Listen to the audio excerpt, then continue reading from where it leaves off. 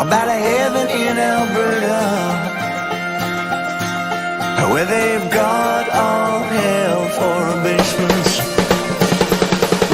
Yeah, I lost my way, but I hear tell about a heaven in Alberta, where they've got all hell for a basement.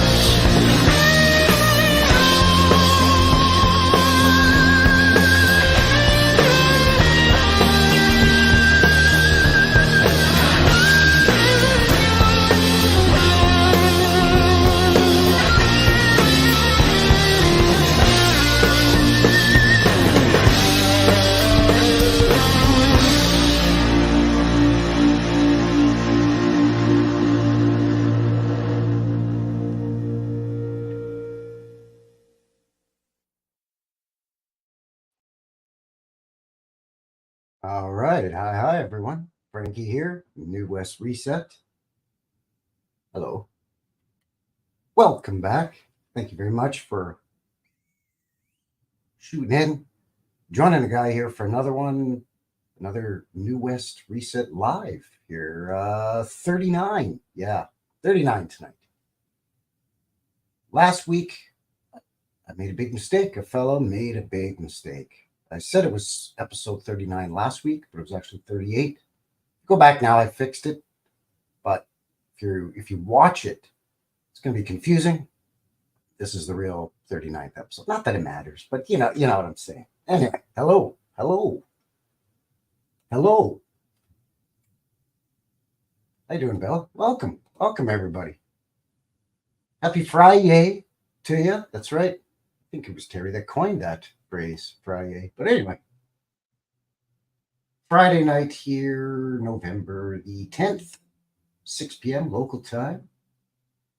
Kind of chilly out right now as the sun has gone down. +2 Celsius. It's above zero. It's above freezing anyways, at least, right? That's like, I don't know, mid-30s Fahrenheit. Went up to 10 Celsius today. That's like low 50s. So it was nice. Blue skies.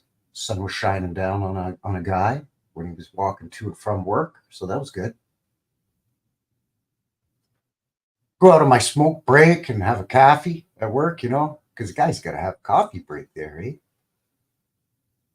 And it was lovely. It was a nice warm day. There was a bit of a breeze, but we're having what's called a Chinook right now. No, not the helicopters or the salmon. Chinooks are the warm breeze that blows off the Pacific Ocean. And as it makes its way over the Canadian Rocky Mountains and comes down the eastern slopes, it loses all of its moisture in the mountains in the form of rain or snow in the winter, obviously. So by the time it gets to me on the eastern foothills of the Canadian Rockies here in southwestern Alberta, it's warm, dry air. So that's very welcome in the dead of winter. I've talked about it before. It can be -30 Celsius, which is creeping up on -30 Fahrenheit, I think. Somewhere in that neighborhood. They're close. Anyway, it's cold. Colder than a witch's elbow, right? And, you go to sleep, minus 30 Celsius. You wake up in the morning, it's 0. And you're like, I just shot up 30 degrees. And then by noon, it's +15 Celsius, which is like 62, 63 Fahrenheit in the dead of winter. And sometimes that'll last a week. So it gives a guy a nice break from the chills because they don't get that up north in Edmonton, Alberta. And they don't get it east really in Saskatchewan or Manitoba. So Winnipeg, Manitoba has some harsh winters, eh? Anyway, enough bitching about the weather, typical Canadian stuff. How's everybody doing? How are you? Thanks for joining me. As mentioned, episode 39 here, New West Reset Live. The golf course conundrum. We'll be looking at the goofy story behind the Shaganappy Point golf course here in Calgary. It's actually my local neighborhood golf course. Well, I don't live in the Shaganappy Point community. I'm just down at the bottom of the hill. If I just go up the hill, 10-minute walk, there it is. Not that I'm a big golfer, but we've touched briefly on the Shaganappy Point golf course here on the show as an ambulance goes by. Sorry. Not sure what's going on. I've said before, you'd think a guy lived in Detroit or Chicago or something with the bloody sirens when I'm trying to do a live stream. Right? Nope. Calgary, Alberta, Canada. Anyway, where was I? Yeah, it was, I think a few months ago on the live stream, we touched on Shaganappy Point golf course a little bit. There was an article that I pulled and shared with everybody about, I think it was 10 missing sort of bygone era buildings and so on in Calgary.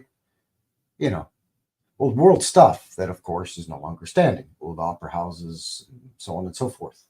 And then one of those was a Cold War era bunker built underneath this golf course. I'm like, wait a sec. Supposedly they built it in the 50s, but the golf course has been there since 1915. So I don't know if they just dug up the golf course and put this Cold War bunker down in there and then covered over and then put their golf course back. I mean, I don't know. We're going to have a look at that.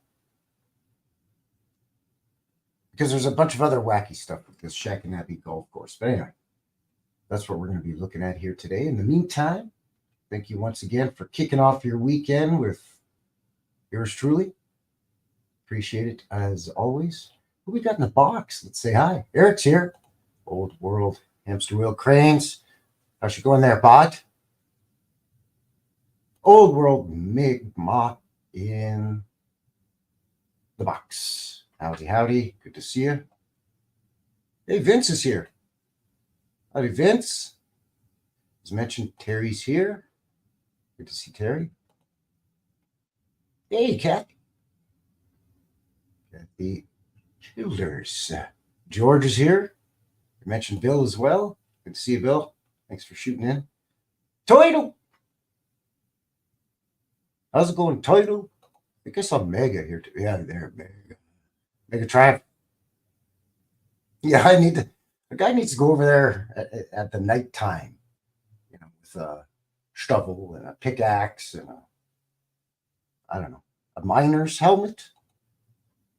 I guess I could just put one of those headlamp strap onto your head. Headlamp. I should get one of those. It'd be good for boots on the ground. I'm always sticking my head underneath in like mud flood windows and stuff on the channel. And I bought a flashlight, but it sucked. Vince will tell you about it. He was with me when I tried to use it one day, and it's garbage. I got it from the dollar store. I should have known better, right? It's just a little compact little flashlight, brand new batteries. When I got home, I took the cheap El Cheapo, generic no-name brand battery out of the thing and put in a good old Duracell battery. Anyway, I think it's garbage. I think Vince said I should have gone to the $2 store. Something like that. Now, next time I'll spring for a good flashlight, but I should get one of them headlamp things. Headlamp, yeah. That's right. Yeah. Try the $2. What's this? What? Donnie Darko woke up on a golf course in that movie. In the Donnie Darko movie? Did he? You wake up on a golf course? Huh. I haven't seen Donnie Darko. That's got what's his name in it, right? Jake Gyllenhaal. Jake Gyllenhaal. It's just a fun name to say. Hey, Jake Gyllenhaal.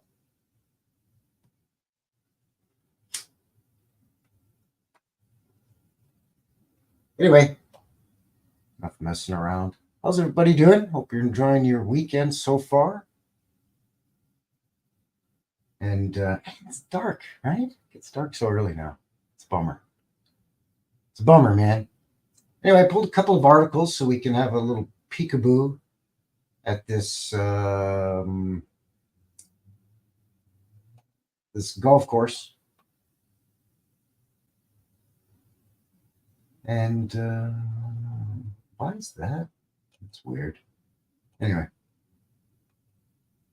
And of course, the huge will give you, we'll sort of midway through the show, take a quick break. We'll give you a sneak peek at your midweek coming up for Wednesday. Got some old footage from Victoria, 1939. I think it's in color too. Memory serves. That's kind of nice, huh? Victoria, British Columbia.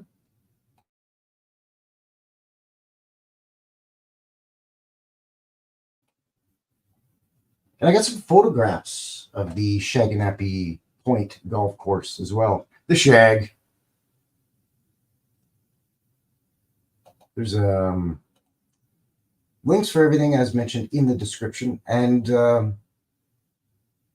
as well as that, links in the description for Rumble, broadcasting simultaneously live right now on Rumble.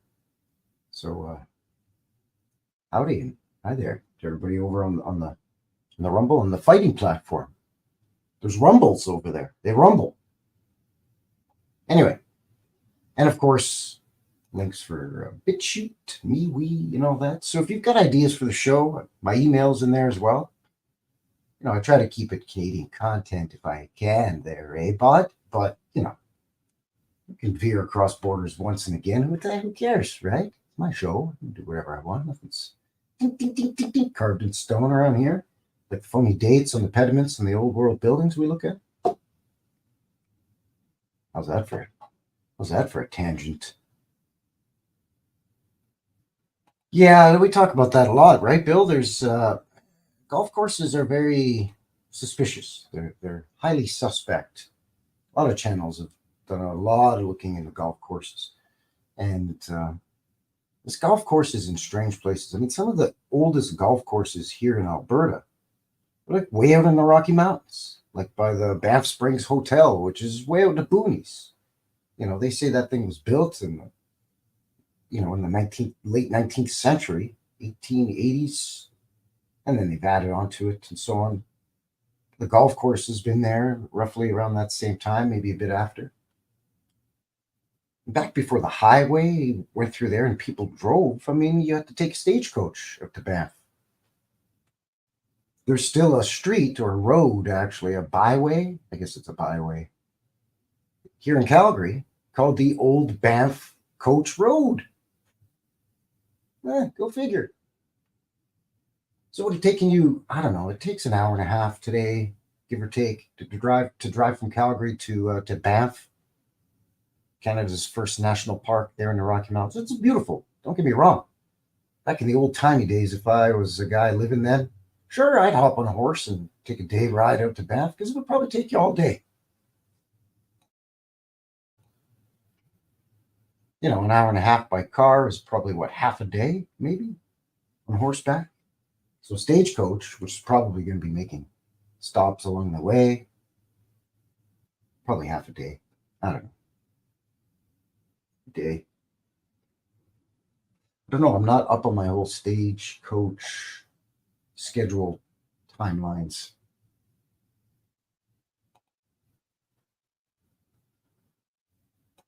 Really? I guess, yeah, a lot of military bases have golf courses. You know, speaking in terms of America, I don't know if that's the case with Canadian military. Maybe my, you know, in some of the bigger bases, maybe I'm not sure. Not too sure. But yeah, these old golf courses, they're way out in the mountain parks. I mean, I can see why. It's a beautiful setting to whack around the ball, I guess. I don't play golf myself, but if I did, I couldn't think of a more beautiful setting than in the Canadian Rockies. Gorgeous.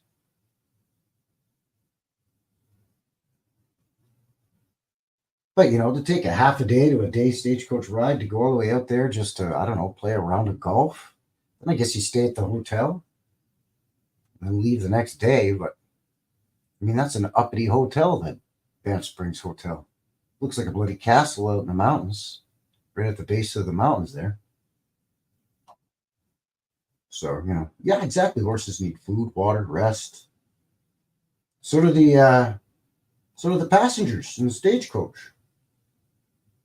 Again, I'm not, an expert, but I do know that chuck wagons and horse-drawn carts, horse-drawn wagons, and stagecoaches were bumpy as shit, man. You're not getting a smooth ride like today, like you're driving, or like in the 70s or the 60s, where you're driving a Lincoln or a Cadillac or some, an Oldsmobile 88 or some shit like that. Where you're just gliding, them big old gas guzzler cars, right? That you sit in the front seat and it feels like you're sitting on your living room sofa. You've got a steering wheel in your mitts and you're just cruising down the road, right? Stagecoach didn't feel like that at all.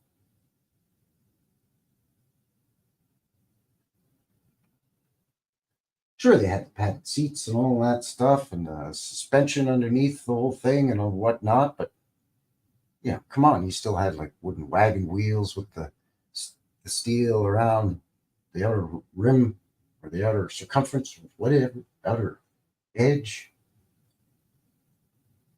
This wouldn't have been a tickle fight for half a day to bam. It would not have been fun, right? So, yeah, old cars, they were the best, man. While I was still driving, I used to drive 70s GMs mostly. I had a 1976 Grand Prix, Pontiac Grand Prix. I had a 1972 Chevy Impala. I had an old Biscayne too. What was that, a 59 or a 60 Biscayne? Chevy Biscayne. Big, huge boat.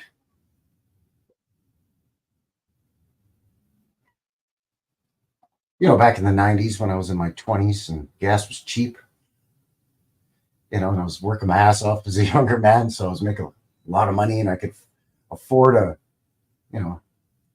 $50 gas fuel up, even back in the 90s.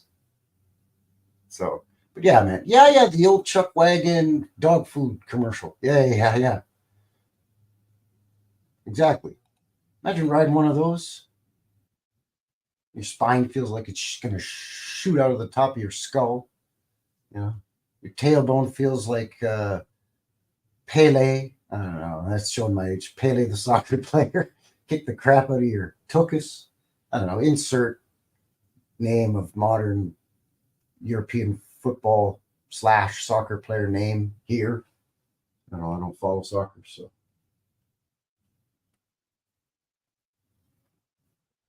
Sure, I've ignited a firestorm in the box now with the chat there with everybody, because I'm sure there's a lot of people that like to watch a game of footy. I'm more of a hockey guy. For sure there, eh? So, yeah, when gas was leaded. Yeah, exactly. Yeah, for sure. Land yacht. George says Ford LTD was good too. Yeah, LTD, limited. And what did they make? Like 100 million of those things?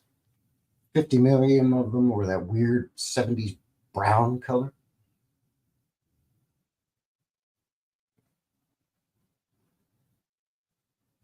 In the 80s came and Chrysler came out with the K cars and all that. And jeez, Cadillac became a compact car for a while. Remember that? Yikes. Garbage.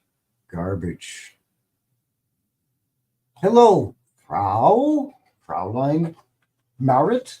Welcome. Hidden at plain sight from the Netherlands. Welcome.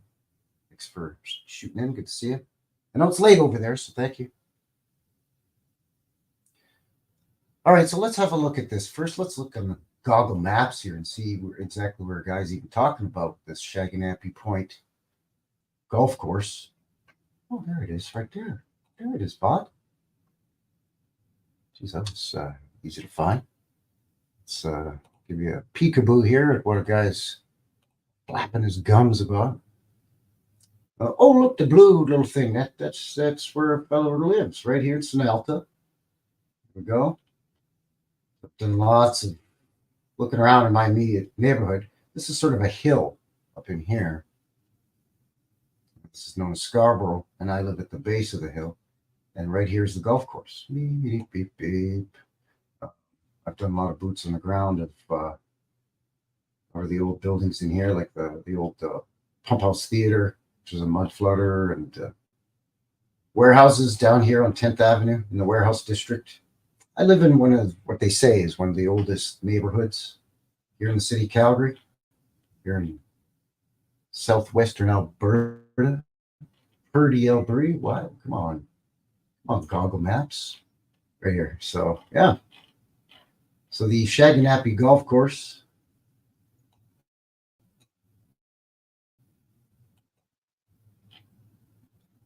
Lost it now because that's the way that goes.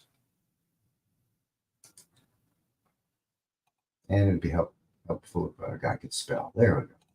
So here's the golf course right here. So we've got the Bow River right here. And again, this is along the river's edge. There's the railway, the CP rail line is here. This is where they supposedly say was the brick factory. And I've done some poking around down in here and over in here at Edworthy Park. And the only evidence I could see is potentially where there was a diversion in the railroad line, where they could have potentially diverted a section of the track off this main line right in here. And then it would have rejoined somewhere in here probably. But I mean, anything could explain that, right? I mean, it could have been a lumber mill here for all we know. I mean, there's nothing that says there was. There was supposed to have been a brick factory here, and there was supposed to have been I think it's brick or sandstone quarry here. Anyway, the golf course is up on top of the hill, and it overlooks the city. And golf courses are always suspicious to us because we always kind of figure there's some strange stuff buried underneath the golf course. And oftentimes there are weird buried stuff underneath the golf courses. Sometimes there's evidence of old star forts. And here in Calgary, there's only 2 places that I suspect, well, maybe 3, where if there was a star fort, where it would be. And one of them is at Fort Calgary here. The fort's still there, but there's no star fort per se. The other one is at the golf course here, potentially, right near the water here. And again, the pumping, the old pump house for the water pump, supposedly to supply this area. They say built around 1910-ish is here. And the third candidate is perhaps what is now the Glenmore Reservoir. And it could be underneath the water here in the Glenmore Reservoir. You can see how the Elbow River comes in through here, and it feeds the reservoir. So it might be under here. Who knows? But there's been all kinds of hokey stuff. There's been golf courses built on top of burial mounds, or what we're told are burial mounds, right? And I guess some of them legitimately are indigenous American Indian burial mounds, but some of them are other mounds that weren't burial mounds. They were perhaps part of ancient buried structures, not to be used as, I don't know, tombs, all right? Because whenever they don't know what it is, it's either a temple or a tomb. Right? So yeah, there you go. There's the golf course. This here used to be a trailer park. They're now redeveloping it. And I think this neighborhood is fairly recent as well, just a cluster of condos. So I think at one time, the golf course may have been larger. It's an 18-hole course, and it's got, what do you call it, a drive, what do you call that? Again, I don't golf. Driving range. And a clubhouse, and yada, yada, yada, right? Now, I have poked around in here, where the old Quarry Road Trail is. And I've looked in through the woods here, and there's really not much in here at all. And then there's a bike path that follows the outside edge of the golf course. You can see it there. I've poked around, but I've never actually been inside the golf course myself. I don't know if it necessarily could have been Star Fort, but it could have been something. Obviously important enough that they preserved it, because it's basically right in the middle of the city. Downtown is right here. I mean, it's a 20-minute walk from the golf course to the downtown core. Maybe 25-minute walk. And there's dozens of golf courses in and around the city anyways. So the narrative on it is it's really old, 1915 is when the golf course first went in. So who knows? But again, in the 50s, apparently they built a Cold War bunker under this thing. It's no longer being used. In fact, I think the access to the bunker used to be kind of in and around in here. But anyway, that's where we're looking at here for this Shaganappy Point golf course. Oh, for sure. Yeah.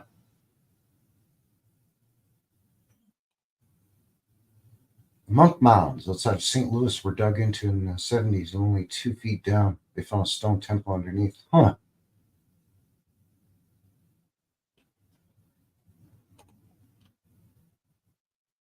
Yeah, I've seen articles and photos of that, and I've seen other channels here on the YouTubes talk about it was too big, which makes one wonder, well, if it's too big to get rid of, how did they get it there? Like, how'd you get it if you can't get rid of it? Like you're pulling a guy's leg, right? Yeah. Yeah, exactly. It's too big to move for disassemble, so they just buried the dang thing. When they've been digging into mounds all over Missouri and the Ohio River Valley and down in Mississippi Valley and up into Ohio State itself, and where all those mounds are, they've been digging into those things since the 1870s, I think. Probably before. But anyway, yeah, all kinds of weird stuff associated with golf courses, and Calgary's no exception.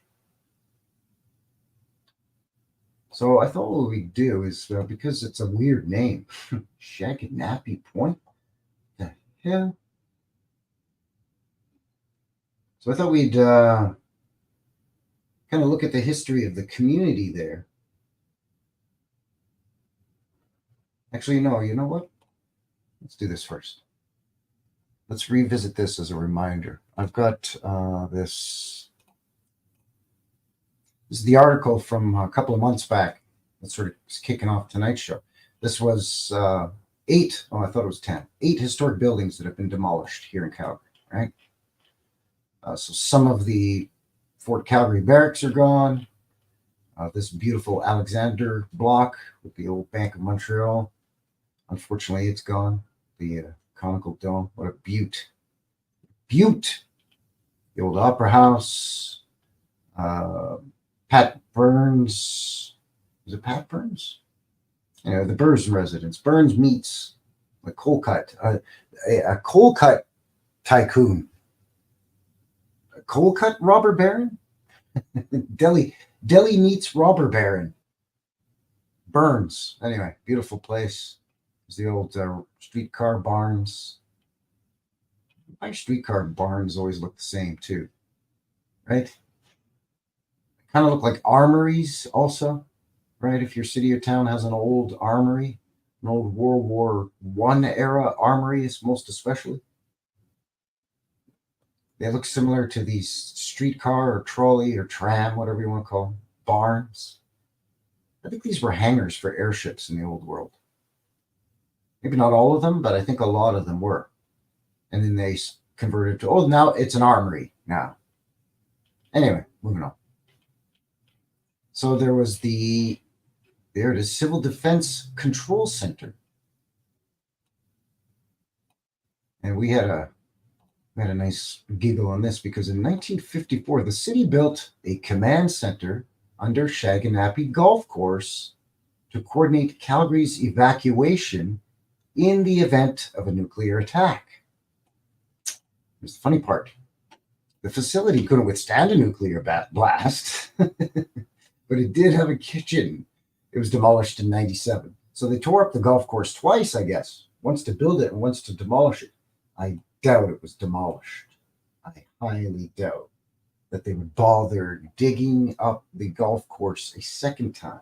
If in fact they even dug it up the first time to say that they were building this in 1954.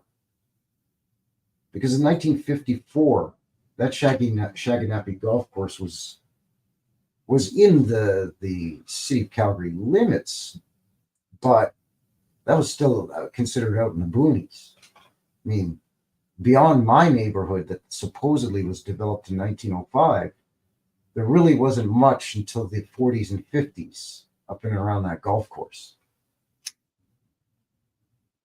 So I don't think that they would have dug up the golf course in 1954, or let's say 52, give them a 2-year build date, 52 to 54, and then dig up the golf course again to demolish it in 1997. 40 years later, 43 years later, give or take. I think they just sealed it up and it's still under there. If it was in fact a civil defense control center under there or not, there's a photo of it. There's lots of photos of the inside of this thing.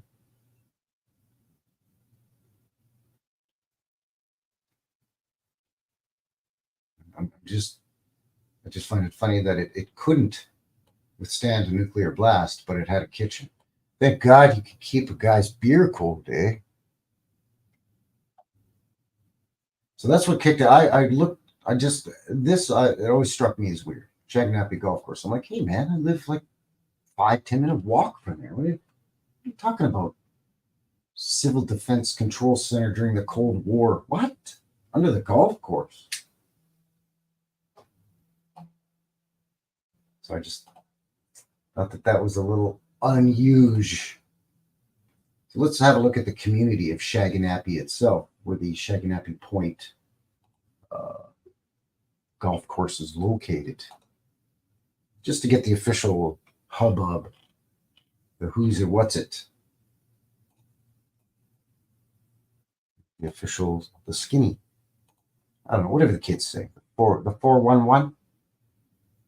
I don't even think they say that anymore. 411 is in Canada's information. Anyway, so the history of this is links for all this in the description. This is for the Shaganappy Community Association. It's their website. But this is for the community itself. So Shaganappy Point was originally home to the First Nations. Well, yeah, no kidding.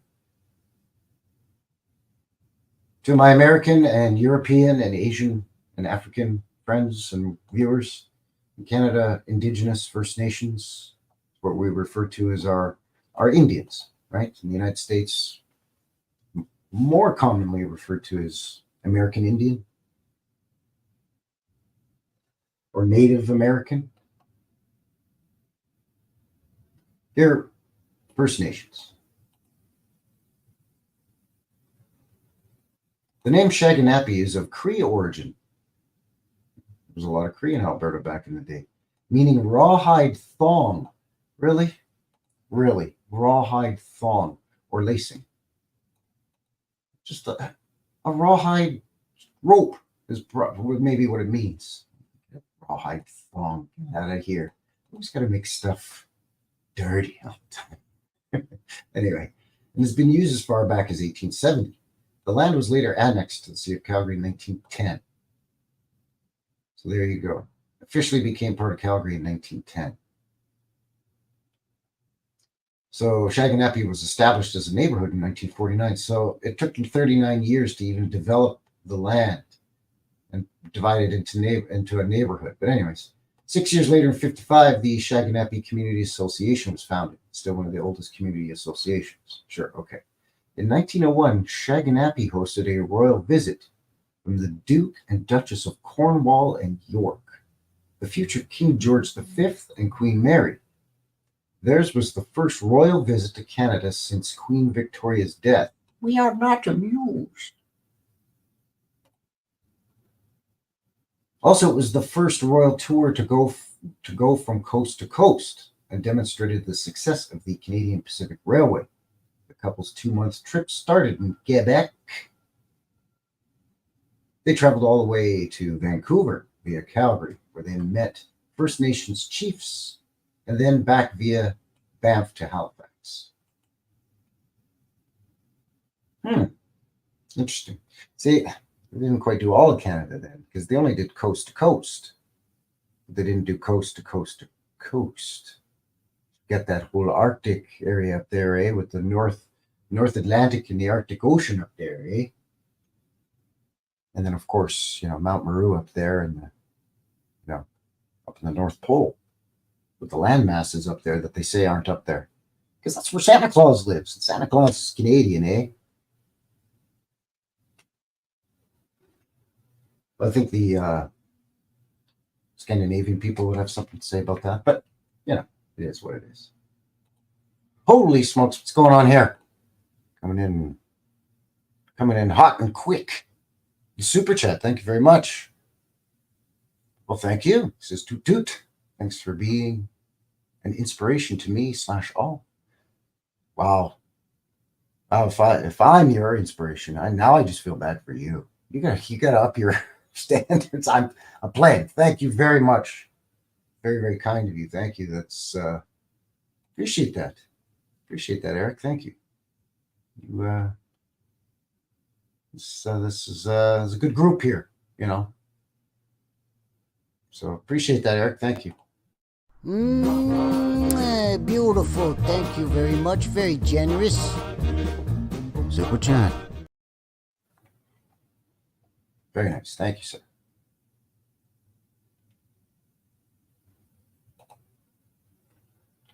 So I guess they traveled from Quebec, probably Montreal, across Canada to Winnipeg, and then through Saskatchewan, through Alberta to Vancouver. But I guess they didn't go to Victoria on Vancouver Island. Or at least it doesn't say they did here. Then from Vancouver back to Calgary, and then Banff to Halifax. Okay. See, Banff always... I mean, there's a lot of Canadians that have never even heard of Banff. But for some reason, Banff has played a huge part in Canadian history, going back to, way back to the 1840s for sort of, official pioneer accounts. But before that, even with fur traders and explorers and loggers, and most especially Indigenous First Nations people. So here we go. Here's the meat and taters of the deal here. In 1915, Shaganappi Point became a golf course during the First World War. So during the First World War, which Canada was heavily involved in, because we're part of the British Commonwealth and all that. So wherever England goes to fight, Canada goes to fight. So during World War I,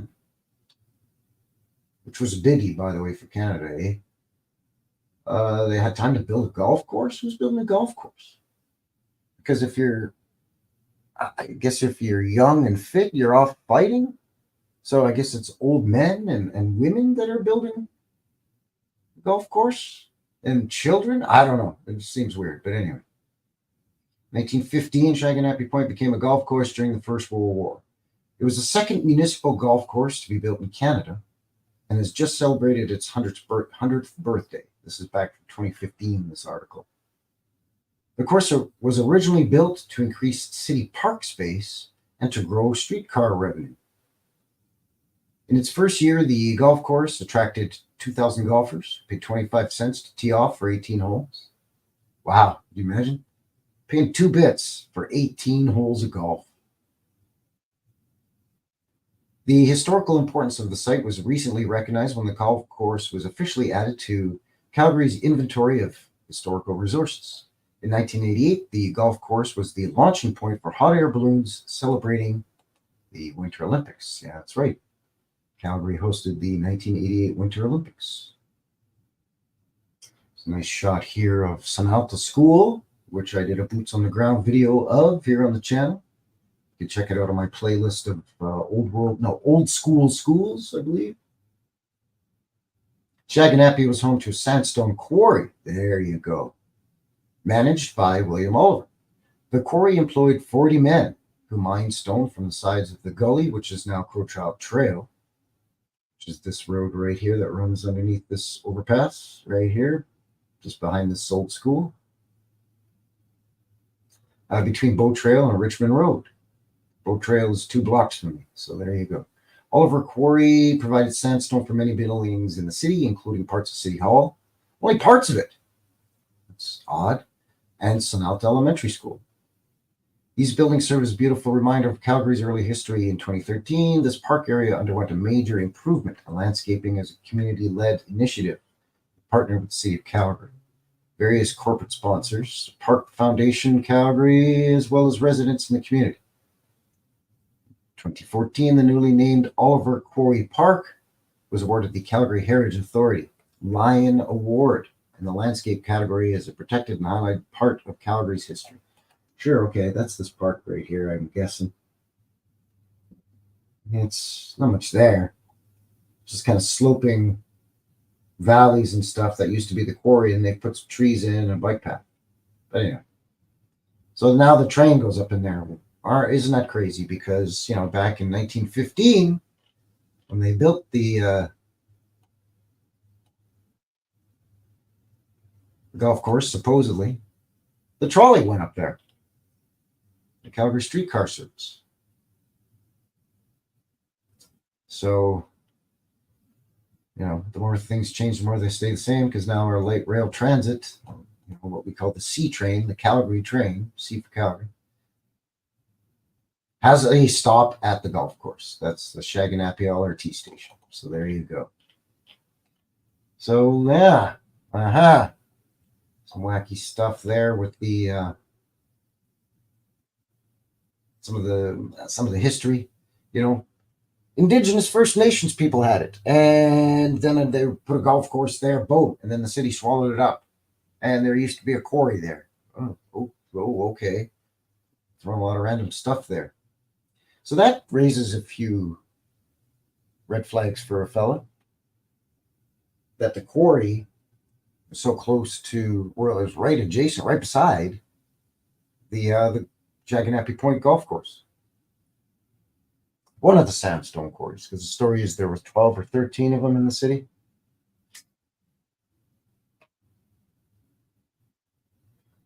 So were they actually carving out and removing big blocks to use throughout the city to build sandstone buildings in the 19 teens? Or were they quarrying pre-existing blocks from what is a buried fort or a mud-flooded, buried building of some kind made out of big blocks of stone underneath that golf course?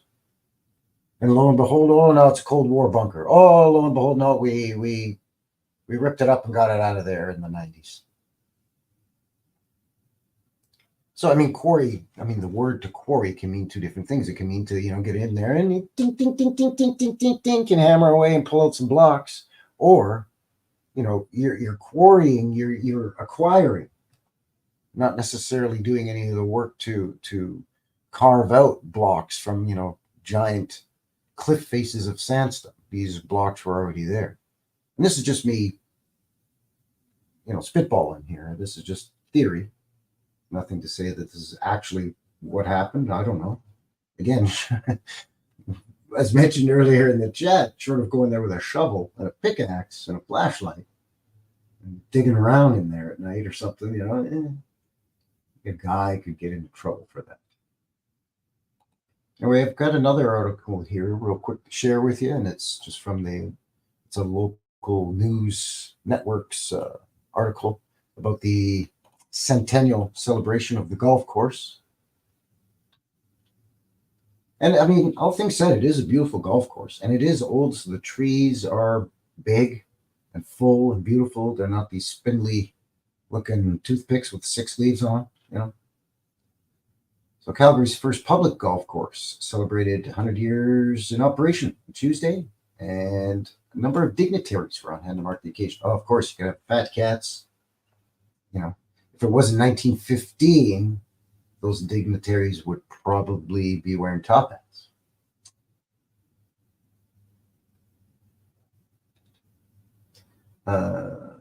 Shaganappy Point wow, take it easy. Shaganappy, take it easy. Shaganappy Point Golf Course opened in 1915, and thousands of rounds of golf have been played on the scenic Southwest course since then. It's the second oldest golf course in the city, and about 80,000 Calgarians played over 2,000 rounds of golf in the original 18-hole course the first year it was open. A round of golf went for 25 cents back then, and the revenue for the course that year was a whopping $500. I guess that's a lot of cabbage back in the day. While its appearance has changed dramatically over the past 100 years, the guiding principle of why we have municipal golf courses remains. These courses are here to provide an affordable recreational opportunity for Calgarians. This is one of our flagship courses, as you can't beat the location for Shaganappy. You know, it's in the heart of downtown. It's now being serviced by the LRT line. We're seeing customers come off the train with their clubs in their hand. I have seen that when I've taken the train north from where I am, because there's a train station in my neighborhood too. Sonata in the Beltline here. So get this, downhill skiing was added to the recreation options at Shaganappy in the 1940s, and cross-country skiers still make tracks around the fringes of the course in the winter. The golf course now features 27 holes, and officials say about 72,000 rounds of golf are played on the links each year. Okay, it, of course, just along the top of the escarpment above the Bow River. Yeah, we've covered that. Offers some of the best views of the city. Yeah, I will agree with that. To honor a historical relationship between Shaganappy Point and First Nation peoples, the centennial celebration was blessed by Leonard Bastian, a Blackfoot elder from the Piikani Nation. Piikani Nation. Excuse my Blackfoot pronunciation. In the United States, in Idaho and Montana, they are called Blackfeet. Here in Canada, Blackfoot. Same nation, same confederacy. My ancestors, this was our traditional territory, and surely they used this area to move forward in life, you know. Okay, whatever that means. Our way of life was living off the land and being in cohesion and unison with creation. Okay, that's what he's talking about. 100, 200 years ago, there was probably thousands of buffalo here, and the river is close by, so they would utilize the river for foraging and for the buffalo hunt. Yeah, that totally would make sense. If there was nothing here right now and I was living off the land, I would do the exact same thing. Makes total sense. And there did used to be what they call buffalo, bison, in this area.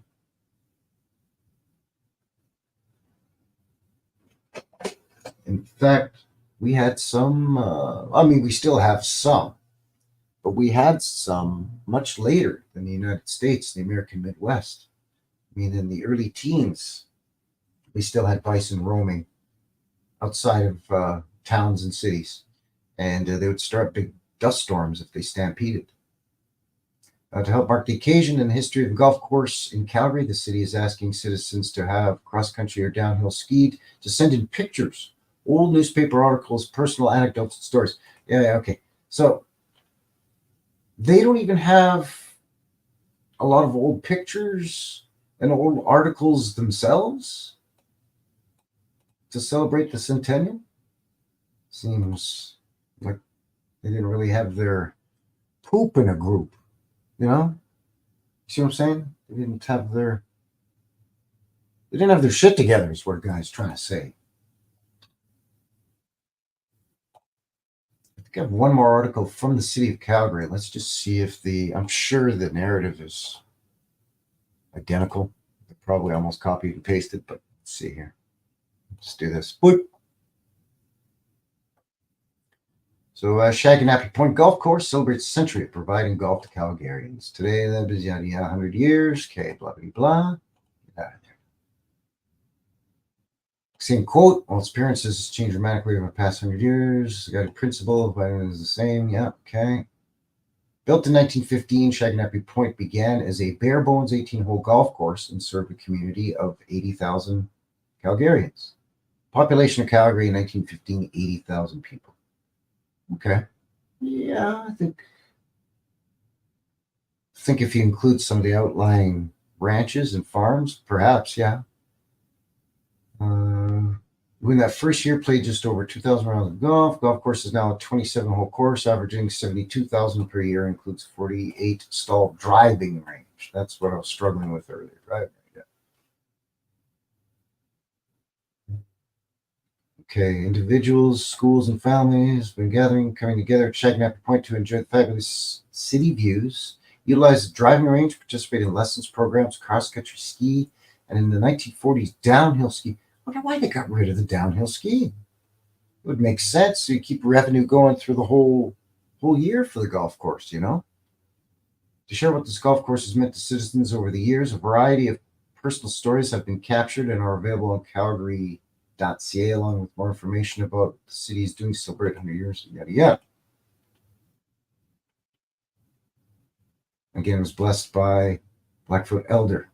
Okay. From the 1870s, the wider landscape, which includes the golf course, was known as Shaganappy Point, and the bluffs were used for encampments, a buffalo jump, and later a Métis settlement.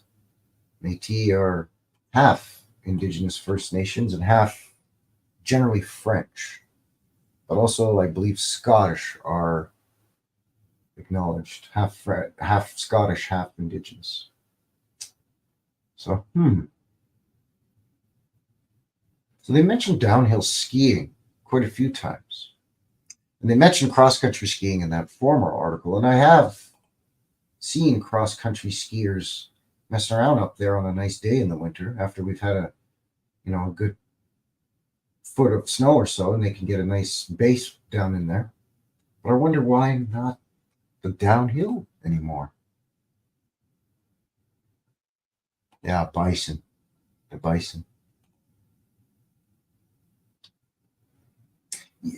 Time to be suspicious for any town where they hosted a Winter Olympic Games, eh? Yeah, well, I mean, the Olympics, right? The Olympics. Hey, Steve O, Tartarian Prog Rocker, welcome. Welcome. Yeah, there's Olympic host cities, right? To me, that it's, there's reasons behind it that it's probably these political money goofing around shenanigans. You scratch my back, I'll scratch yours. You tickle my balls, I'll tickle yours.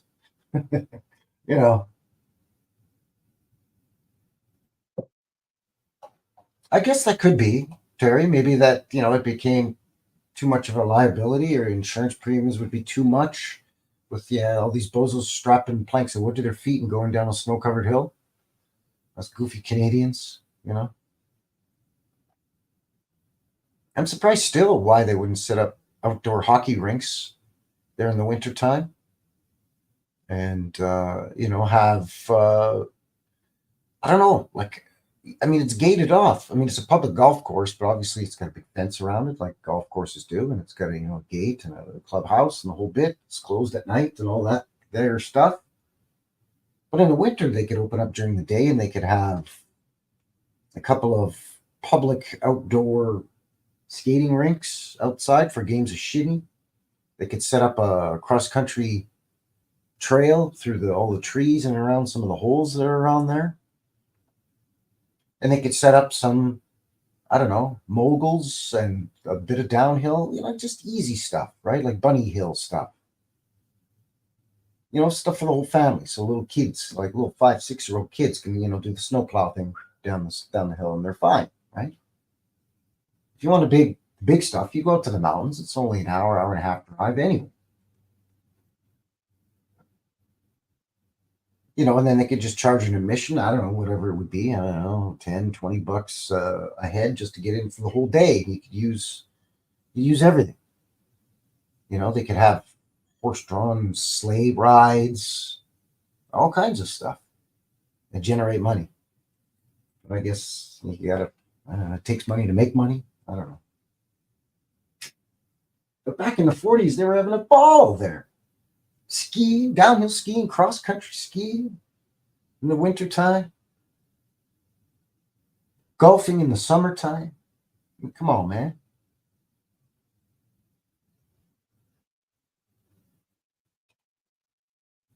Eric says, yeah, I learned about the Métis in a children's show my kids watch. Really? It's like the Canadian Dora the Explorer.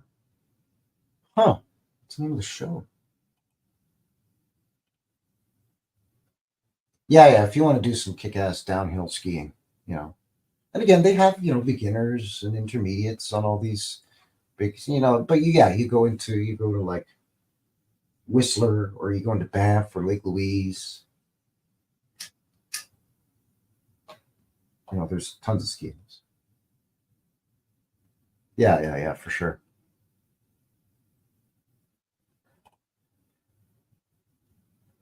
Yeah, well, and that's the thing, right? And they don't want us plebs to be out there having a good time. You know, you you got to try to make the most of the winters here. Like I said, yeah, the winters here are long and they get cold, but we do get those breaks with the Chinook winds that come in and warm things up. Here in Calgary, a lot of southwestern Alberta gets it. Most of southwestern Alberta gets it. Around mid South Alberta, Red Deer, like about an hour and a half north of here on the highway, driving. They don't really get them up there, and then north of that, like I said, in Edmonton, they don't. But I mean, when it's cold, it's cold. You're not going to go out and do much unless you don't have to. But if it's -5 Celsius or something like that, that's like 20 degrees Fahrenheit, I think. It's not that cold. And if the sun's shining, big blue skies and the sun's out, it's not gray and overcast and kind of a bummer. Yeah, why not go out and have some fun? But nope, can't have that. Yeah, they could throw a sledding hill in there. We could do, we call it tobogganing over here, there, eh, bud? You got to get your toboggan and go down the hill on your toboggan there. Don't forget your toque. When I was a kid, I had one of those wooden toboggans or sleds, right? It holds like 6 little kids on it. It was a long one, right? About 4 feet. And the wood curls up at the one end, and it's got a rope that you hang onto for dear life, right? And you go down the hill. Me and my friends used to try to stand up on it and hold onto the rope. I guess it was kind of like the 1977 version of snowboarding. I don't know. We used to bust our ass all the time, but it was fun.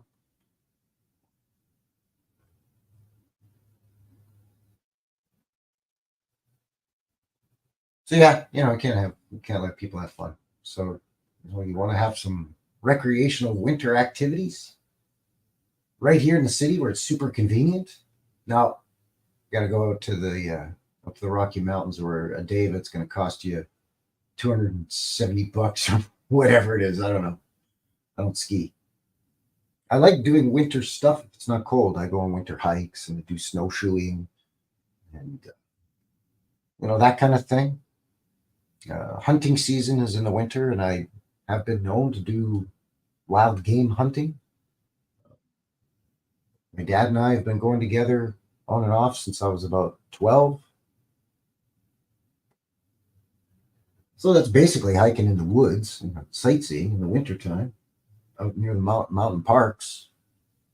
Depending, might be out in the prairies, if you're looking for deer or antelope. But deer or elk or moose, you can go into like the foothills where it's all like mossy. And then the elk, they like to go up into the highlands a little bit. So it's beautiful out there. So stuff like that in the winter, sure. But, there's less and less choice. Well, the golf course is closed in the winter and they don't do cross-country skiing on the premises anymore. Again, you can kind of go around the outside of the thing, I think. But, no downhill skiing, no ice rinks, no sleigh rides. You could set up like, I don't know, where it's a couple of little booths. Somebody's selling, I don't know, hot apple cider or hot cocoa with marshmallows sprinkled in it, some hot chocolate with marshmallows, whatever, right? Nope. But no, it's kind of too bad.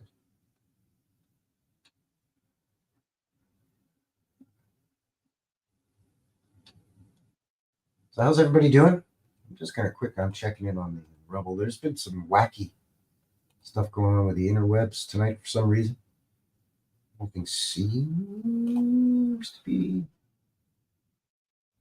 okay over there. Everything is. I think there's getting a little bit of some pickling or lagging here tonight for some reason. I don't know why, because I'm plugged right in. I don't use the Wi-Fi. It's BS.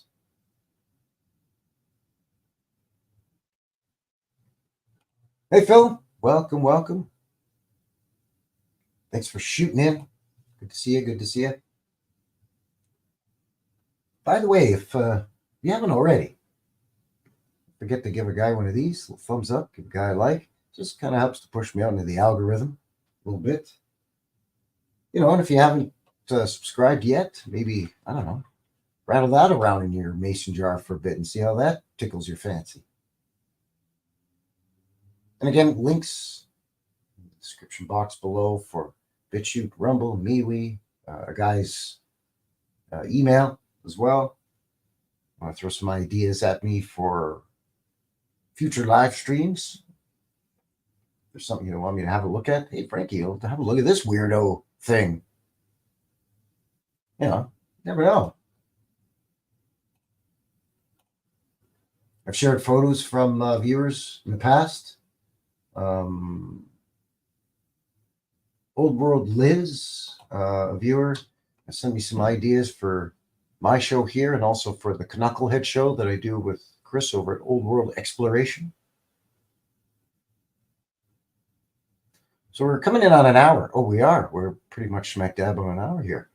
So I think I'm going to take a quick little break here, and I'll share the midweek. Give you just a little bit of a sneak peek at the midweek there, eh, guy? It's about 3.5 minutes. I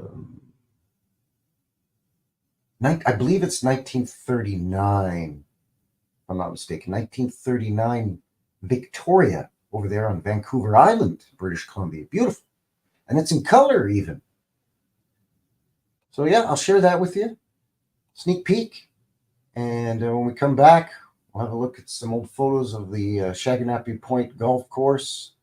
Chit chat a little bit more. See what is what. Sorry, 1936. Even better. 1936. Victoria, British Columbia, Canada. Be right back. Enjoy.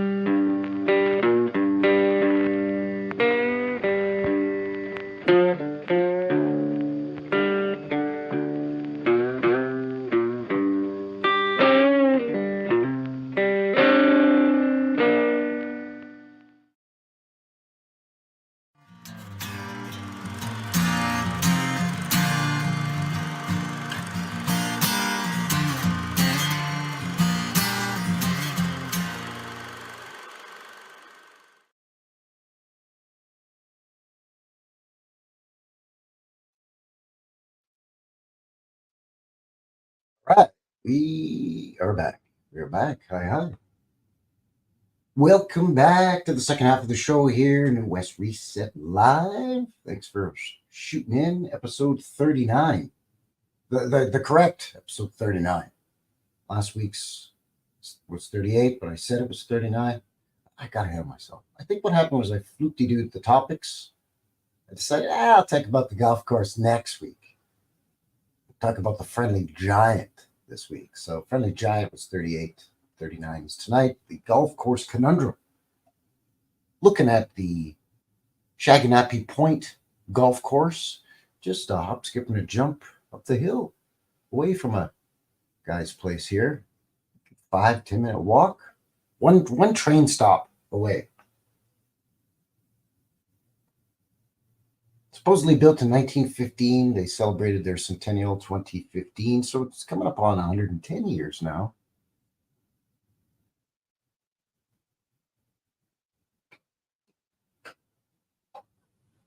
Yeah.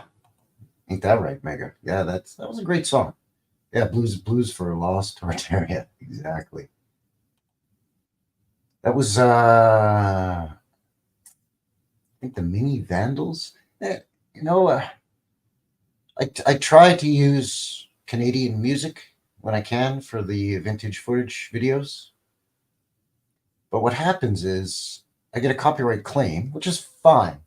It's not a copyright strike. It doesn't affect the channel at all. So they say.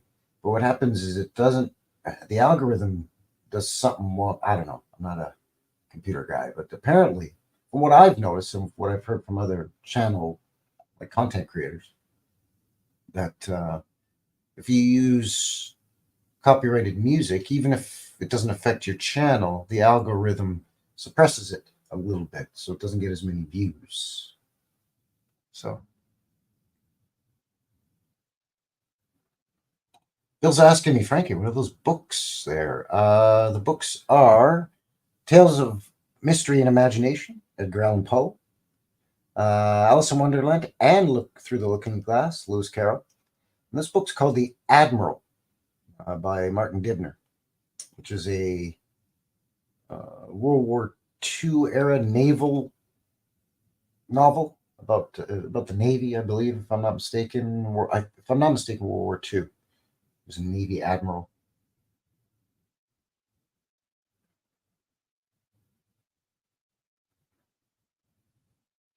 Yeah, that's right. It sounds pretty good, doesn't it? Yeah, so if I can't, if I don't use Canadian music, there's a couple of Canadian bands that I like to use. Big Sugar, Tragically Hip, basically anything by Gordie Johnson of Big Sugar. He's a great guitarist. He's had a couple of side project bands like Grady, Grady. I use their stuff a lot.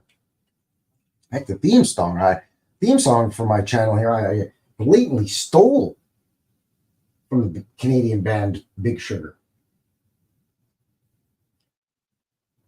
That song, All Hell for a Basement.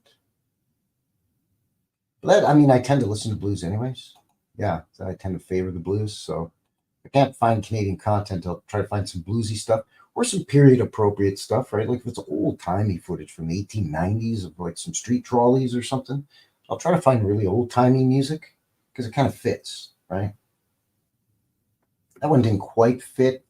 That could have been more like mid to late 40s era. But I don't know. It sounded good. So once again, thank you very much for shooting in and joining me here, New West Reset Live. Again, links in the description below, and thanks to everybody in the box for tuning in, joining me here, and also on the Rumble over there. Appreciate it as well. So let's look at some photographs. Nudge, nudge, wink, wink, say no more. Shaganappy Point Golf Course. Now, we're going to look at photographs, but I was disappointed. I'm going to tell you right now, don't hold your breath to see photographs of people frolicking and downhill skiing and all this magical, amazing stuff that they said people were doing at this golf course. Because if you hold your breath, you're going to fall down and bump your head. There aren't any, is what I'm saying. I was sorely, sorely disappointed.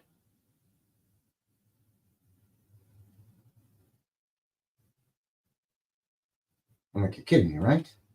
This is it? Anyway, let me show you what I've got.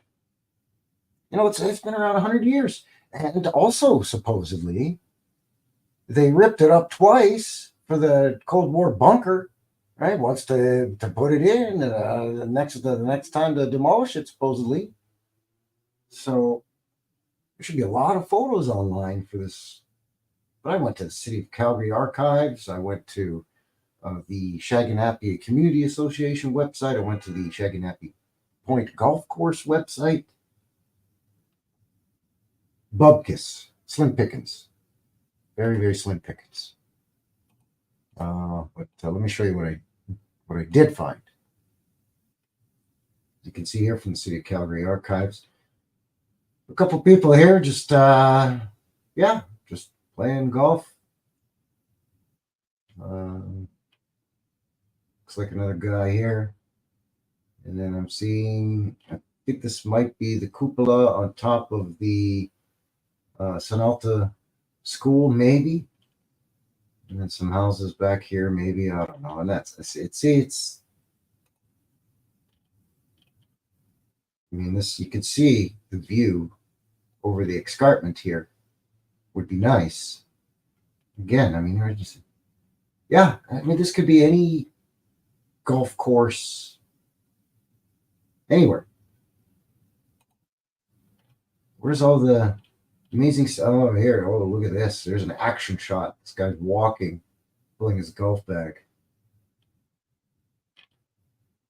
That's your ball. That's not bad. That's not a bad lie there, buddy.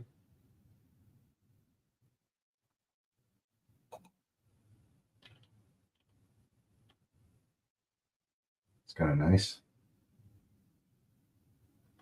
Pretty big buildings in there. Mind you, these photos are from the 30s, the 20s, 30s, and 40s. So that's what they say. Late 20s through to the early 40s.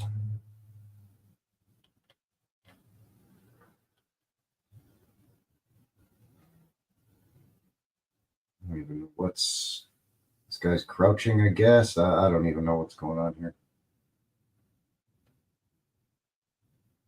I guess that's somebody's golf bag. But yeah, I mean, there's nothing special. That's it. That's what I got. Pubkiss, I told you. Ugats, squat. I was really, really disappointed. I'm like, where's the people skiing? Where's the cross-country skiing? They said all this was going on in the 40s. You'd think, I mean, this whole camera's from the 40s. And I have one now. You mean to tell me that in the 1940s or in the 1930s even, the people weren't taking snapshots? I've got video footage of people downhill skiing that I have coming up on this channel through the winter, vintage footage. And I've shown in the past on this channel over the past couple of winters. I tend to upload winter activities for vintage footage during the winter months here, right? Why not? But I've got video footage from the 1930s of people downhill skiing and cross-country skiing. So why not even a couple of snapshots on the interwebs? I just don't even know. Maybe, Phil, maybe erased, maybe nobody kept them. I mean, we saw in that one article where they were basically begging people, hey, if you have any old pictures or any newspaper articles,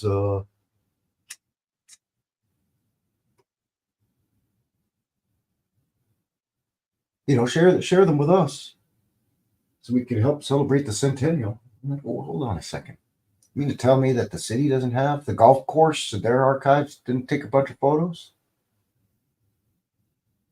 Because if you go online now and you type in Shaganapie Point Golf Course and you don't filter it for, older photos, you just keep it for all the modern photos. And there's a bazillion photos of people playing golf, laughing and having a great time and enjoying the beautiful weather. Or if it was me golfing, getting frustrated and throwing my club up into the rough somewhere and having the course marshal kick me off the course.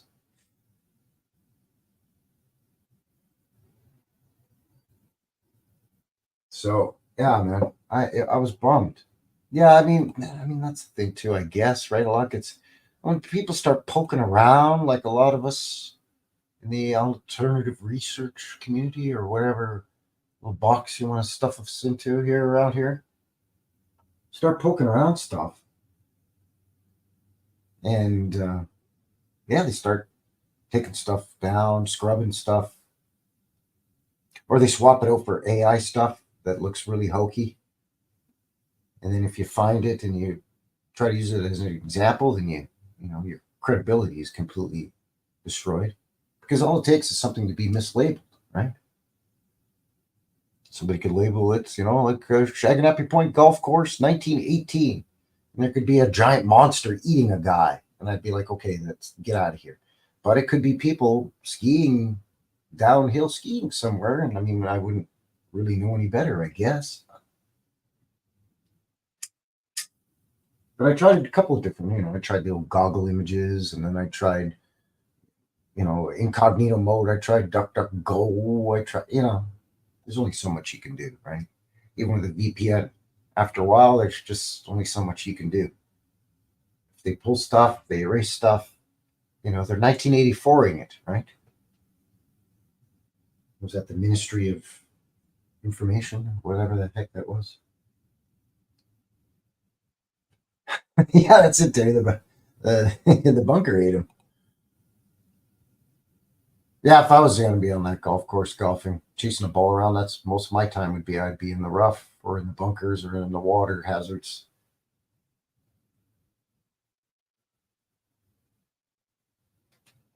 Let me just see something here for shits and giggles.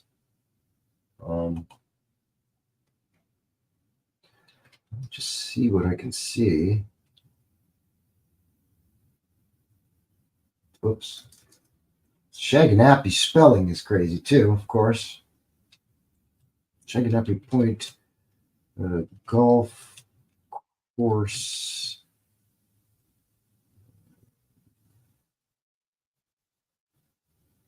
Cold War bunker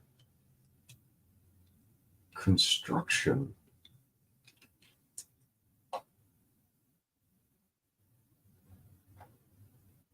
Let's see. Let's see what that tells us, what that gives us. Shaganappy Point Golf Course, Cold War bunker construction.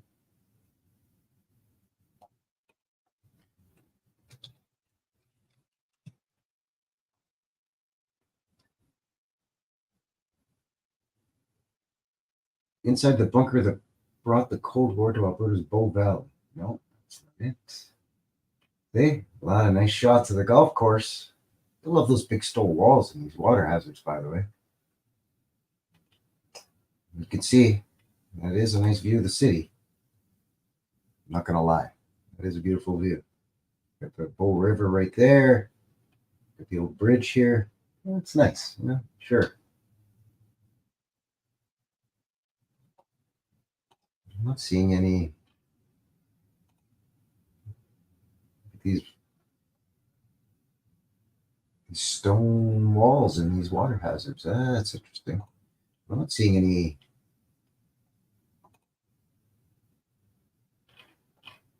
Okay, let me try this. Let's just say Shaganappy Golf Course, Calgary. Structure.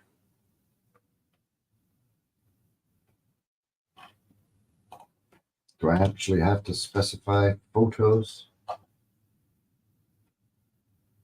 See, there's bupkis, man.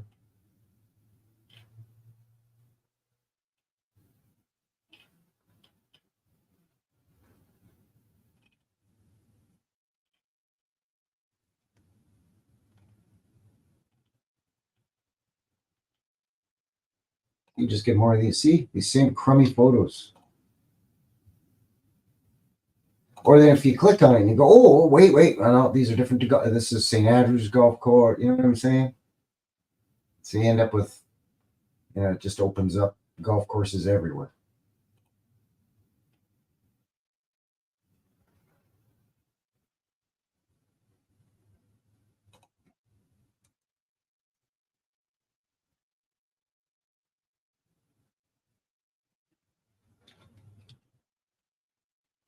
Oh, let me try. I'm just trying civil defense?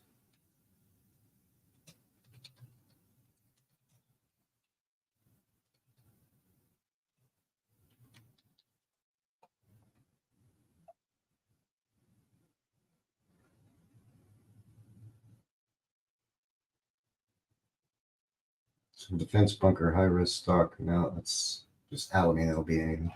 Man, I gotta say, I'm impressed with these giant stone blocked water traps.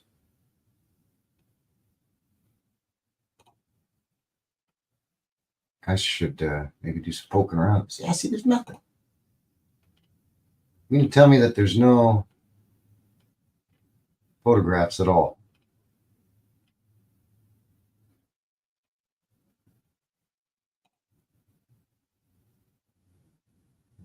It's just generic. Yeah, see? So there's nothing. And you think, oh, here's a great shot. No, it's the Kanawaki Golf Club. Ah, for crying out loud. So yeah, there's Bubkiss. Which is a bummer, Oh yeah, you can set a filter for all kinds of stuff like that. Black and white, like color, black and white, size, all of that stuff. Whether you want a JPEG or a PNG or whatever, you could, all of that stuff. I mean, I suppose that could be it too, or that would be an easy explain way, right? Terry, is that it's classified? It's Department of Defense, right? Like a couple of summers ago, I was doing boots on the ground of the Armory right here in this. Like it's again like a 5-minute walk from my place. Beautiful old world brick structure, brick and sandstone. Looks like a castle.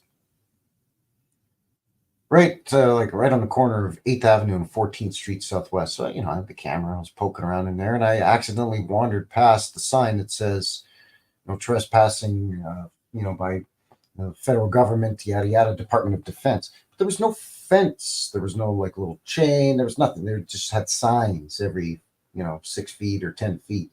So I'm walking around a parking lot, which is fine. And they have a sort of a park next to it, which is fine. And even the front lawn of the Armory, they've got plaques and everything. So you can walk around there and you can walk right up and touch the building. They're fine. But you start going around the side and around the back, they had it marked, no trespassing. And I wandered in there and some guy in a uniform came out and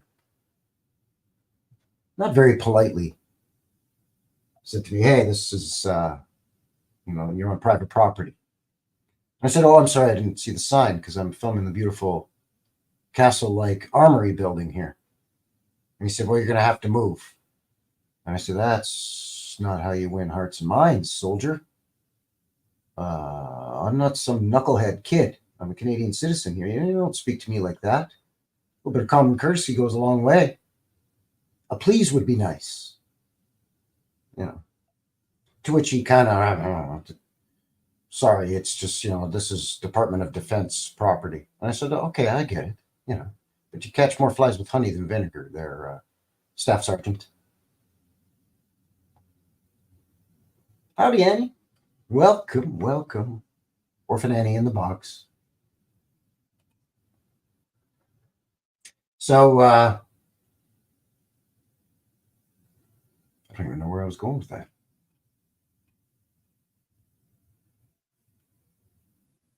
We had classified. So you never know, right? Maybe when they were building it, no photos allowed.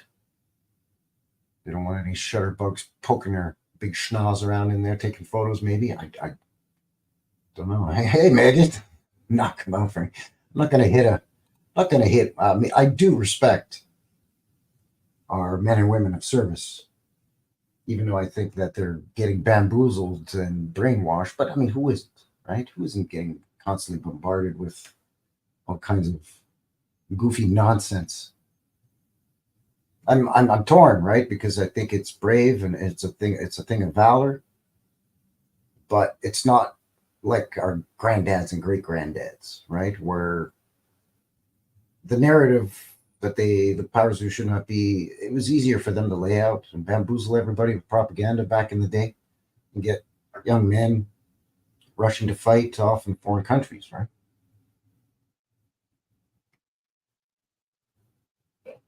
But the military now isn't what it used to be, whether it's under the guise of defense or what have you, right? Like Canada has always had more of a narrative attached to our military that it's more defense than anything else.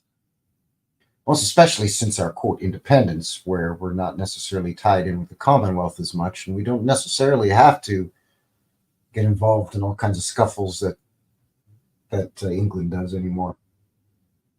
So I respect the soldiers, but also I in turn at least, well, let me just tell you, my granddaddy used to say, "There's no excuse for the lack of common courtesy."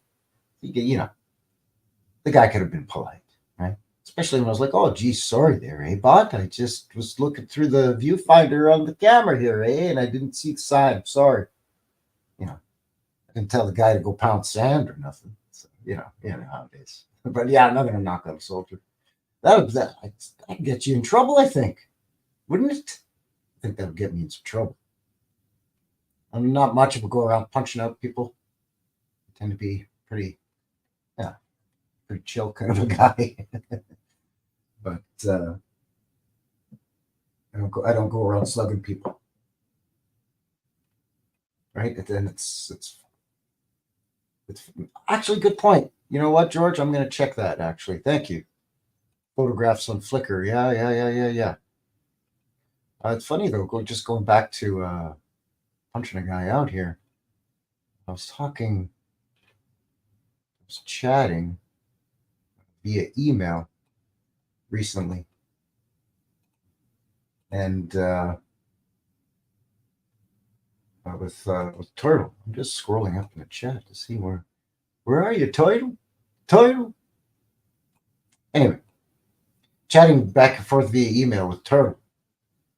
My last video, boots on the ground upload on Sunday, the St. Louis Hotel, and I'm just doing my thing, filming. And I don't get in anybody's way or anything, and again, I don't go on private property unless I don't notice it.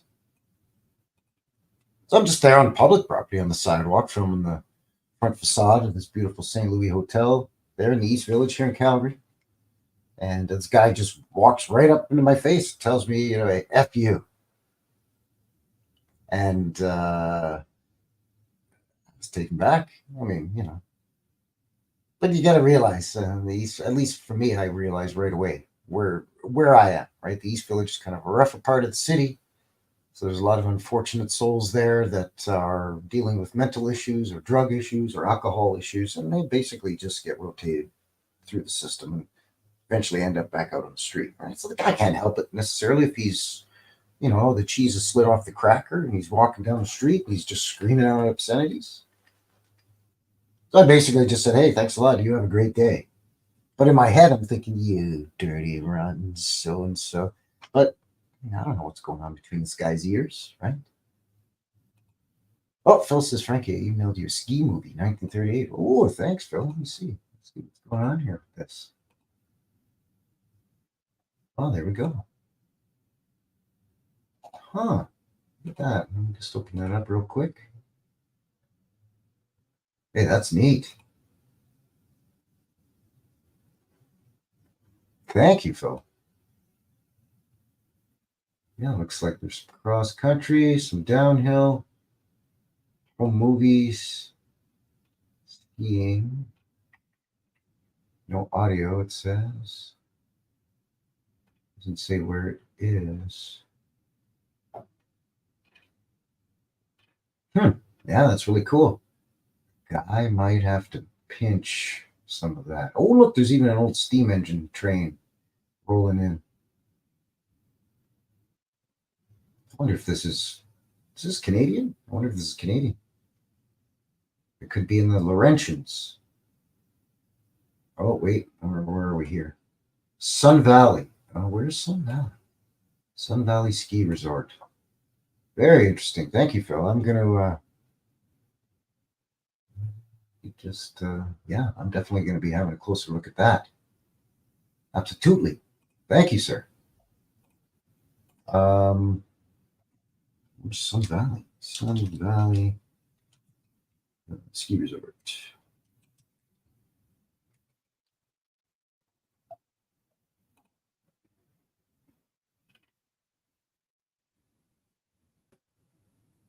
Where is that? Oh, it's in Idaho. Oh, it's just east of Boise. Look at that. Okay, there you go. Just sort of north of Twin Falls and east of Boise in Idaho. I've never been that far south in Idaho, I do have to admit. I've been in northern Idaho. Coeur d'Alene.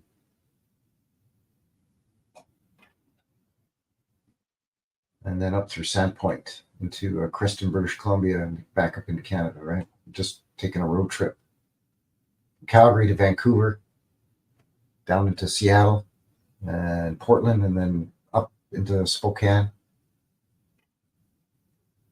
and then over to Coeur d'Alene, and then up through Sandpoint. Very, very similar to where I live here in southern Alberta in terms of, the land and the mountains and the landscape. But yes, Sun Valley in Idaho. Okay. Yeah, that's very, very cool, Phil. Thank you. Appreciate that. Very nice. Okay, Coeur d'Alene. Excuse me, Coeur d'Alene. Okay. Coeur d'Alene, Idaho. Neutral Mass is in the box. Howdy, howdy. Welcome.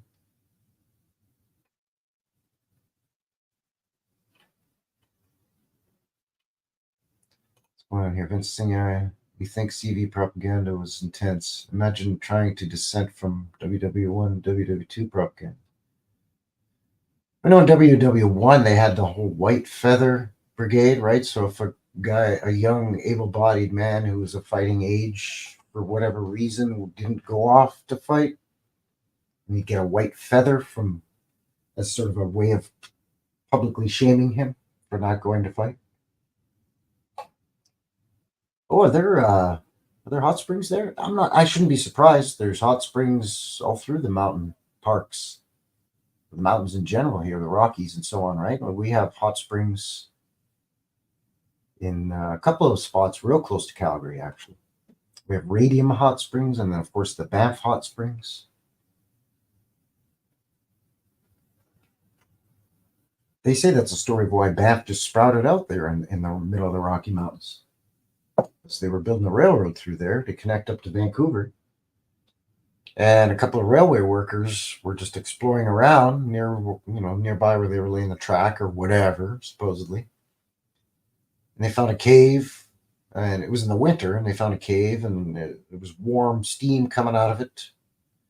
All the snow around the opening of the cave had all melted, and they lowered a tree limb down in there and climbed down it like a ladder, and they found like this cave and basin with this mineral water, the hot springs water.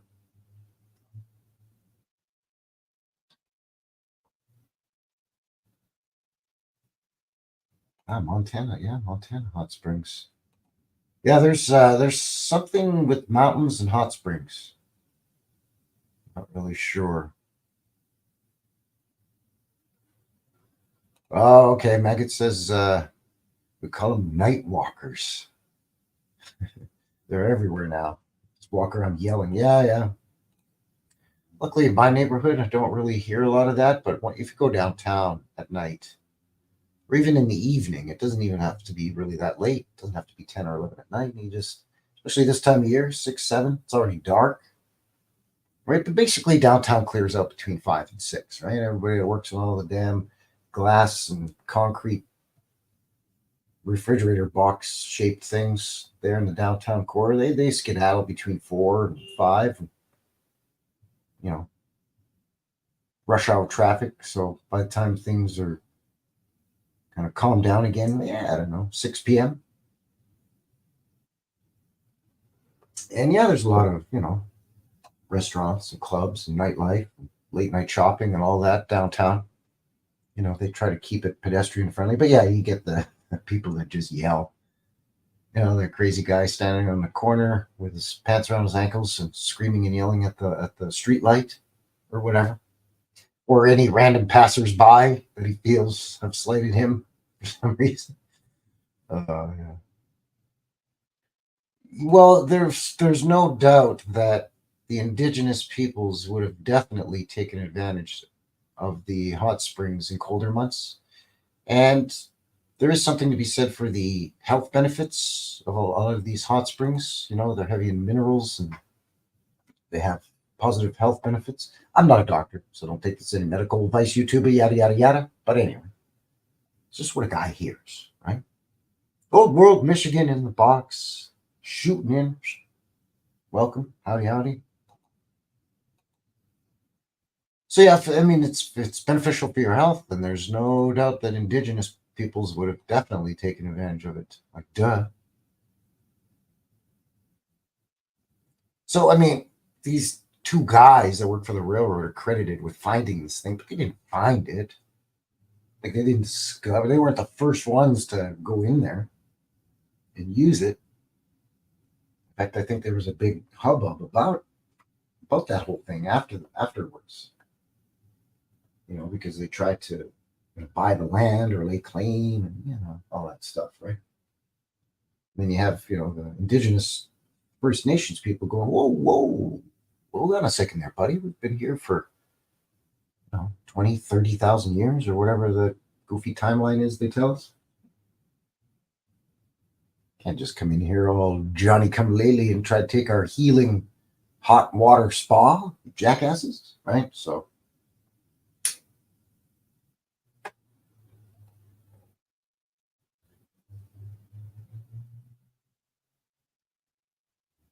once again, if you were just shooting in, thank you very much for joining me here, Frankie, at New West Reset.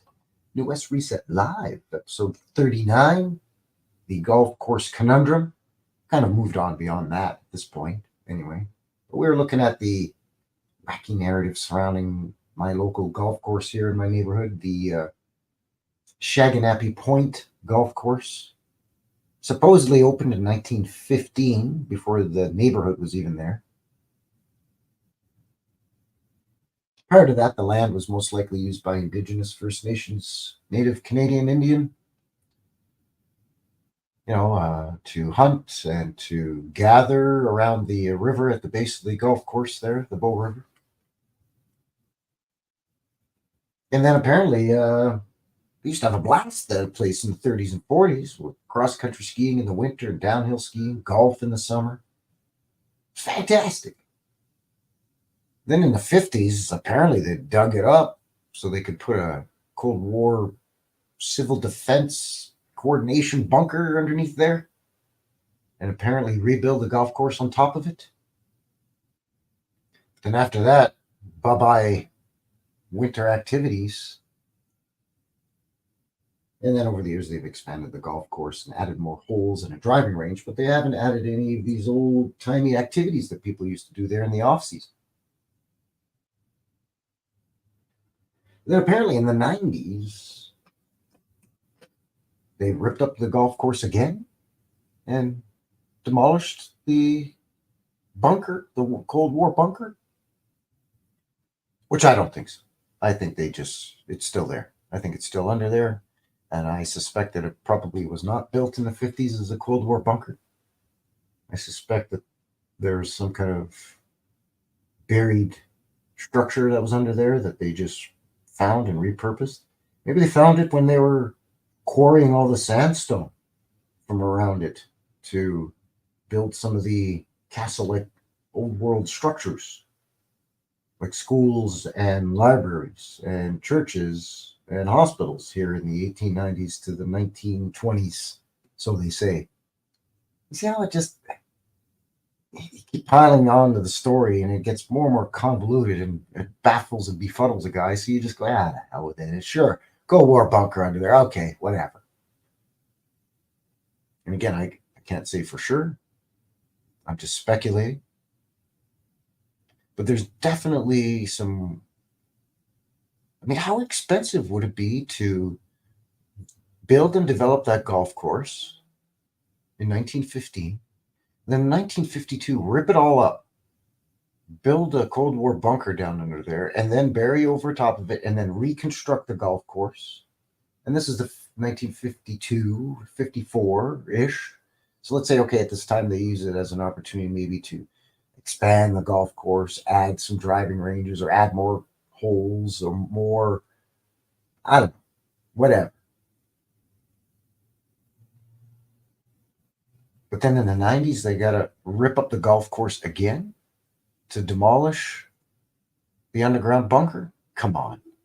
It's just, they tell us all the time stuff is cost prohibitive. If anything sounds cost prohibitive, it's that. I mean, come on, man.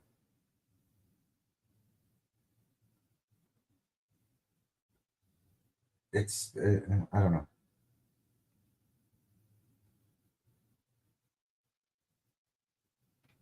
Just very, very, very odd. Well, that's the whole thing too with golf courses, right? 9 holes, 18 holes.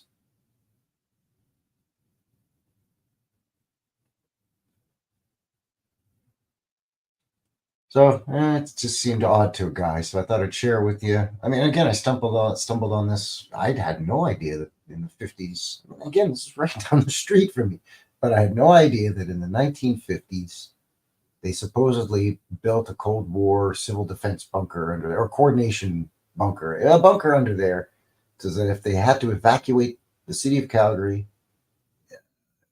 because of a nuclear threat, that's what they were coordinated out of that place, even though it was not nuclear blast proof by their own admission. So I don't know, man. Just strange. It's strange. I mean, who knows? Who knows what was under there? I just find it very coincidental that all around that golf course were all these sandstone quarries, and that there's something under that golf course. And they tell us, oh, that's a civil defense Cold War bunker we built in the 50s under there. Oh, can we see it? Oh, no, we tore it out of there in the 90s. But is there even, I'm even going to look to see if there's any, let's see, Shaganappy Point bunker demolition photos.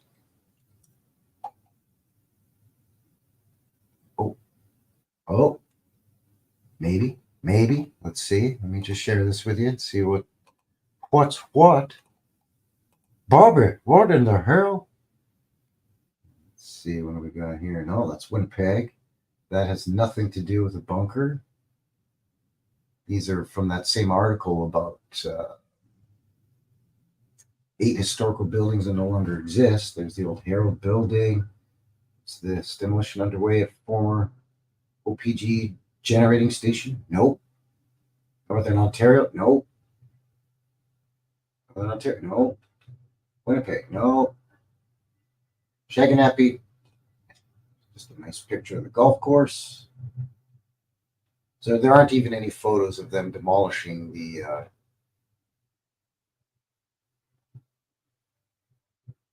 this is Timmins, Ontario. Yeah, there's even any photos of them demolishing the bunker.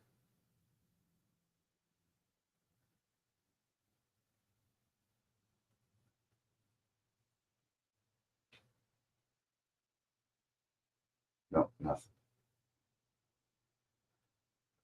What's this, I wonder? Inside Cold War relic in Alberta's Bow Valley. Hidden never completed nuclear shelter in the Bow Valley of Alberta.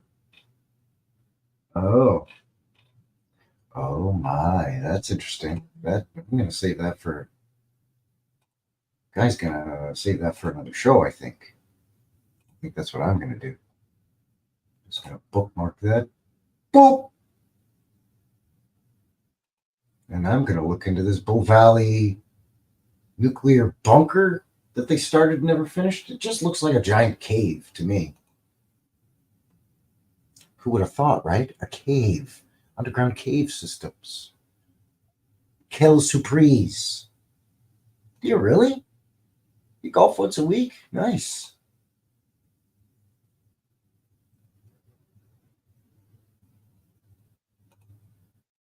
Yeah, it's strange. It's very strange. I have no idea. The Shaganappy Point and Golf Course. There it is. There you have it. I don't know what else to tell you. I mean, just in real time, you saw me trying to find photos for it, and it was just bupkis. There's nary a thing.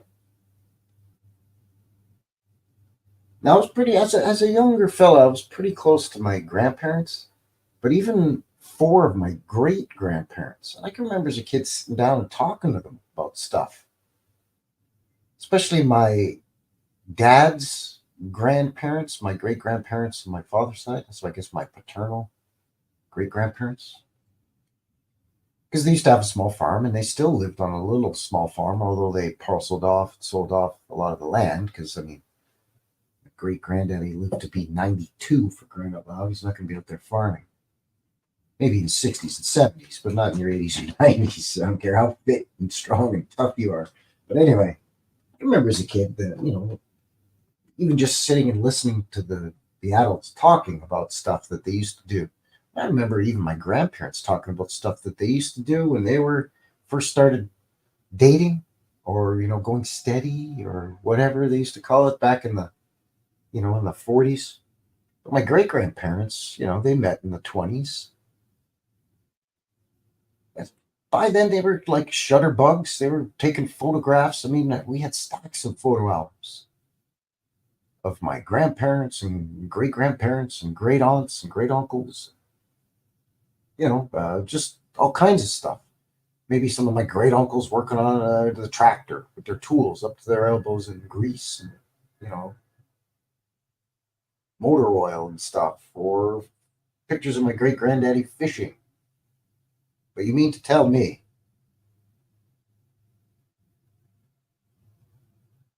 that there's not one single photo on the interwebs of people skiing or frolicking in the winter fun at the Shaganappy Point golf course?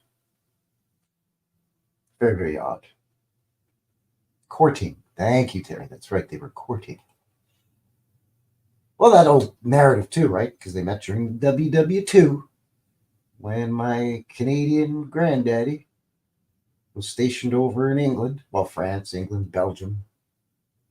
But he met my nana, when he was stationed over in England. She's a Londoner. So she told me stories about going down into the underground in the tubes during when the Luftwaffe would drop the boobity booms. Pretty scary.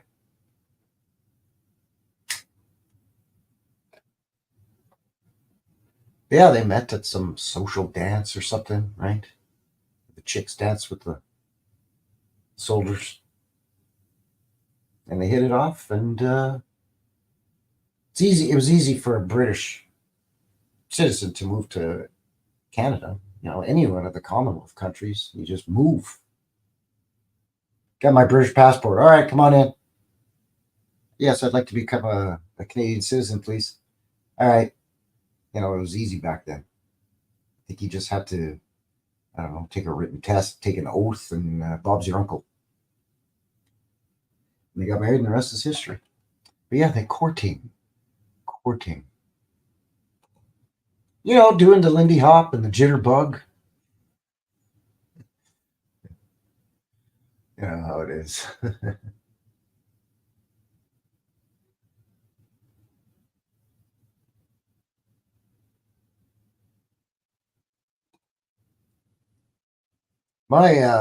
Speaking of my granddaddy who served over in the WW2, he was an avid golfer. Before, like even as a young man, like, before he retired, even, like in his 20s, 30s, in his 40s. After he retired, he golfed a lot more frequently. But yeah, I have no idea why it's 9 or 18. You'd have to ask some Scottish bloke. Go over to Edinburgh or Glasgow and ask a Scottish. Why you figure he's got 9 or 18 holes there, lad? Because I couldn't tell you over here in Canada, we didn't invent that, we got enough to worry about with hockey,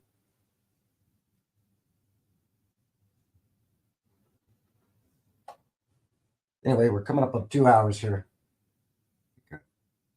Done enough goofing around. Pretty sure I've done enough goofing around. I don't know, maybe.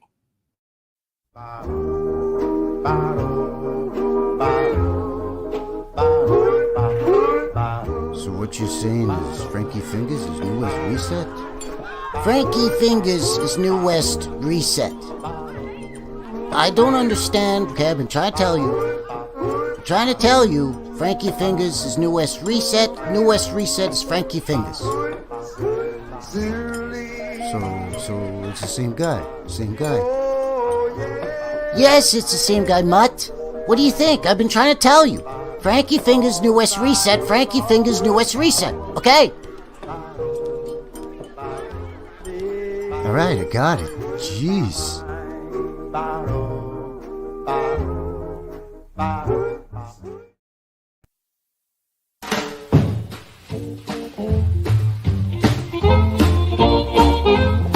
So now you know what I'm talking about with the whole New West Reset thing. No. What? No. What I said about Frankie Fingers. That Frankie Fingers and New West Reset are the same. Wait, what? Oh yeah, she don't stand no cheating. She don't stand none of that. So Tommy, where have you been, huh? I've been watching New West Reset. Huh? Well, it's New West Reset. It's this thing on YouTube.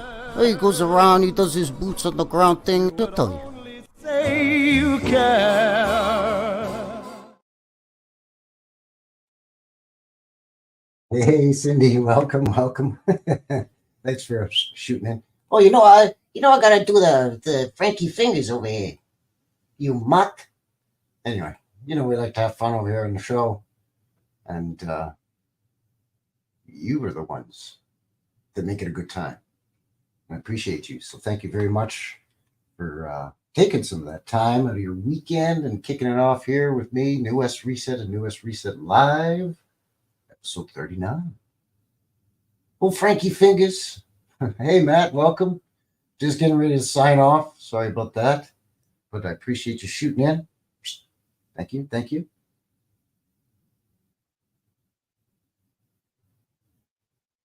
Yeah. Hey, Frankie, tell Tony Vito Corleone wants to see. Vito Corleone. Look how they massacred my boy. Don't get me started. So there you go. I think that's going to seal the deal here for tonight with the golf course conundrum. Yours truly, Frankie, New West Reset, episode 39 here tonight. And again, as a reminder, links for everything down in the description. I think I forgot a link, so I'll have to go back and add one more link.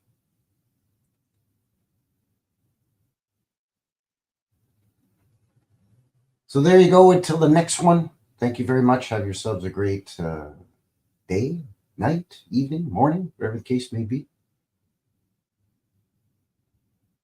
Boots on the ground coming up Sunday, as per usual. Going to be looking at an old school. And of course, you had a sneak peek at your midweek coming up Wednesday. Old footage of Victoria over there on Vancouver Island, British Columbia from 1935 in color. And then we'll see you back here again the next week, Friday, for New West Reset Live, episode 40, the big 40. Turning 40. Oh, I'm getting to be long in the tooth, like an old man. I'm just kidding. 40's the new 20. Anyway, take care there, everybody. Thank you once again. Until the next one, have yourselves a good one, all right? Cheers. Thanks a lot.